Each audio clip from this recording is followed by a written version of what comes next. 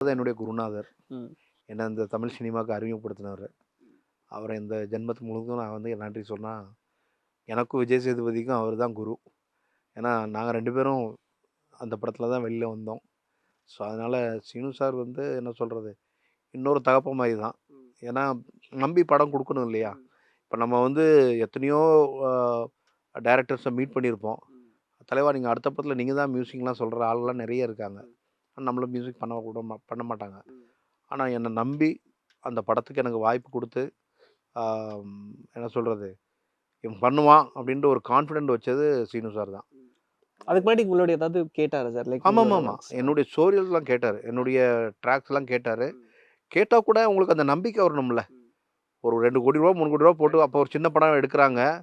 இது இவன் பண்ணுவானா மியூசிக் அப்டின்னு ஒரு நம்பிக்கை வரணும்ல. எனக்கு எனக்கு ஃபர்ஸ்ட் நம்பிக்கை இல்ல. என்ன மியூசிக் டைரக்டரா அவரு கமிட் பண்ணும்போது, இது உண்மையா நடக்குமா? இல்ல இது சும்மா வார்த்தை தானான்னு. ஆனா அவரு கான்ஃபிடென்ட் வச்சு எனக்கு அந்த வாய்ப்பு குடுத்தாரு. ஸோ அந்த அந்த வாய்ப்புனால தான் எனக்கு இன்னைக்கு வாழ்க்கை இவ்வளோ தூரம் வந்திருக்கு.